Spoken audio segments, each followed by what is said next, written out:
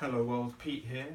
I'm recording a quick video because I've been asked the same question multiple times today, which is a really simple one. Essentially, multiple people who've got different online stores are asking me, how can it be possibly profitable? How could you ever make money from Facebook ads if you're spending, $2 to $5 a click? What can you do to make that a profitable enterprise? How does that work? How are people building $1 million businesses off the back of this if it's so expensive to get someone to just click on the advert, and then you need a certain amount of people to kind of actually turn into being a customer? So for example, if we're looking at a website where we've got the Facebook ad here in the website and we're looking at some typical numbers, so let's say we're paying $1 for the click, and then we need, let's say, 100 people to come to the website before anyone buys, so we get one sale. That's going to cost us $100.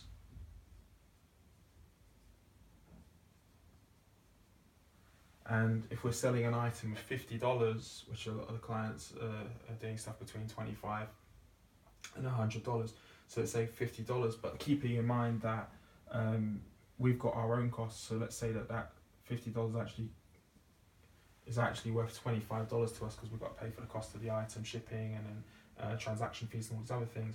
We're saying that to get that sale, we're going to pay $100, and then the revenue is only going to be $25.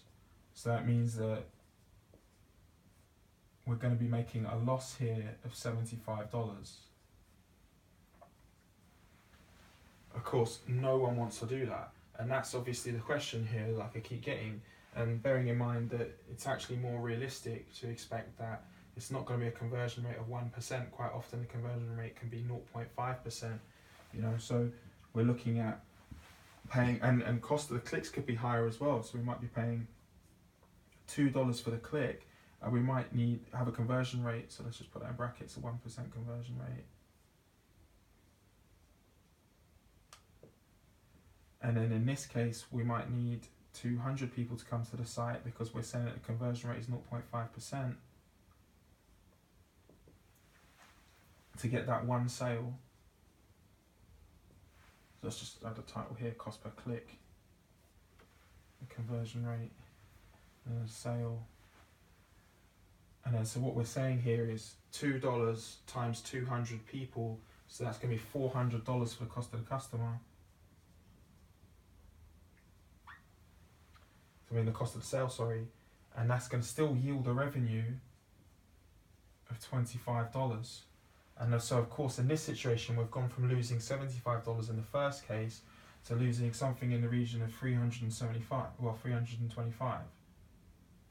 So I confused myself there. 375, sorry. So why on earth would anyone want to do this or play this game? How on earth can that be profitable? And you're constantly seeing people make lots of money from Facebook ads, or hearing about it at least. How does that work? And that's how people are seeing it, and I can understand that question, but the answer to it is relatively simple once you've been able to learn a couple of things. And those couple of things are essentially two concepts, which is looking at your KPIs. So your KPIs being key performance indicators, being customer acquisition cost, and then your lifetime value of the customer. So that's CAC, customer acquisition costs, and then LTV is lifetime value of the customer. And so what that means is how much are we paying to acquire this customer, the person who buys. In this case we've paid $100, and in the second case we've paid $400 for the person who buys. And now we've got to think about the lifetime value of the customer. So what I've said here is that these people are coming to the page and only having the opportunity to buy once. But obviously if you're building your business and you're building your brand, that might not necessarily be the case. You might be thinking about things as a funnel. So the second part of what I said, remember I said there was two concepts to understand. The first is your KPIs, and the second is your funnel, or retention. So what we're saying here is, okay, once that person's come through to the website, maybe we can capture their email address, and obviously for the shopper, that person, we might have their email address. So what we've got is a customer, one customer and some email addresses. Now, if we just focus on the customer for now, we need to be thinking about things at a longer term stretch. Yes, on day one, we got that sale, luckily, but there are going to be multiple times throughout the year where we might be able to increase that opportunity. So let's say this sale came in the summertime, maybe in November, we'll run a Black Friday promotion, so there's an opportunity for the sale. Maybe we'll look at other times of the year, so after November we'll then have the January sales. So again, that's another opportunity for a sale. Just make that an N. And then between that, actually, we'll have December. So that's another opportunity for a sale. And obviously the cycle's going to go on, and there might be other opportunities in your particular industry or niche to run seasonal promotions. So again, in fashion, we have like summer sales. So that's another opportunity. So what we're saying is there's actually 4 opportunities to sell to that customer. And if we're saying that at each time that customer is going to bring in $25, what we're actually saying is that that's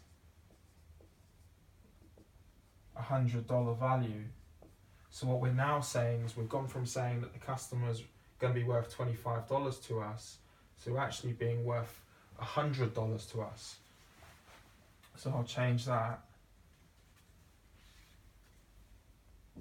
to $100 in revenue, which then goes on to say that we're now breaking even.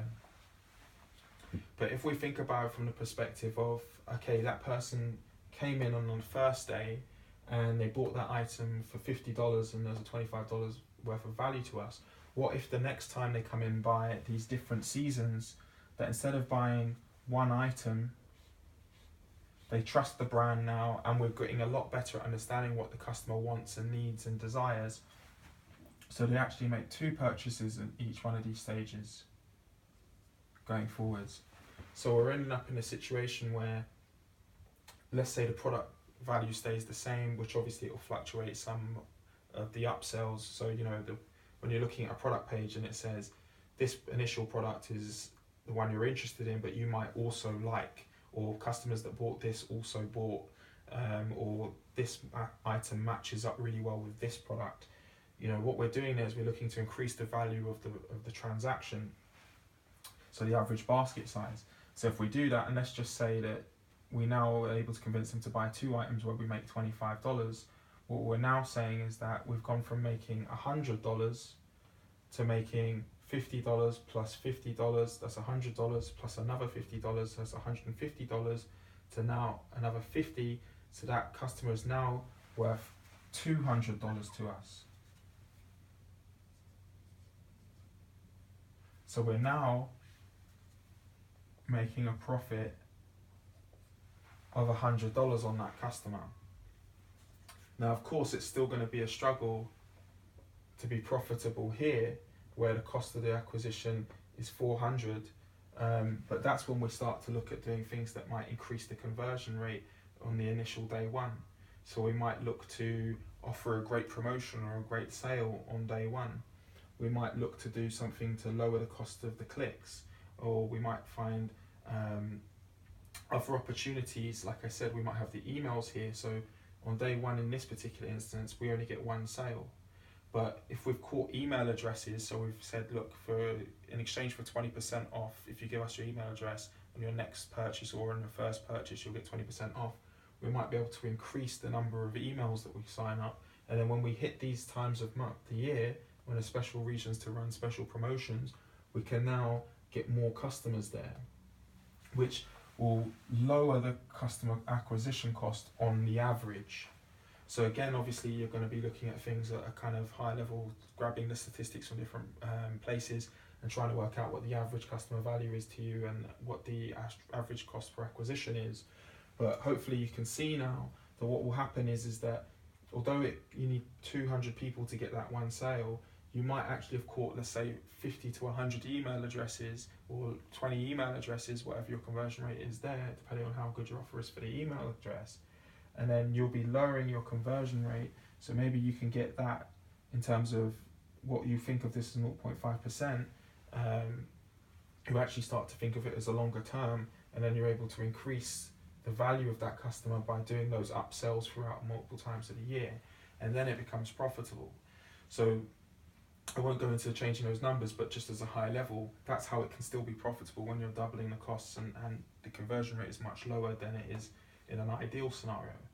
And when you're thinking about things like this, when you know what your average customer costs, if you're going to make $100, you know that you can kind of actually raise the cost. I mean, that you'll raise the amount of money that you're willing to kind of pay to acquire a customer, right? Because if you know that customer is worth $200 in revenue to you and you're making $100 in that, well, it's still profitable if you're paying $190 for the customer, right? Because if you're paying $190 and you're making $200, well,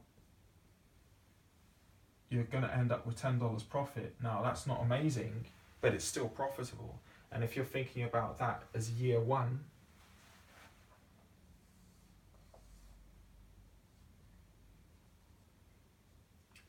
well, think about it. If your brand's long lasting and you're committed to it and you're going to have that person stay for an average of 3 years, well, then that customer is now worth $100 in year one, and then $100 in year two, and then $100 in year three. So the customer lifetime value goes from $100 to $300. And so bearing in mind that as they learn the brand, get more comfortable with it, and you get better at giving them what they want, you know, in year one it might be $100, in year two it might be $300, and in year four it might be $600, depending on what kind of items you sell and how you package them and various other things. So you could be increasing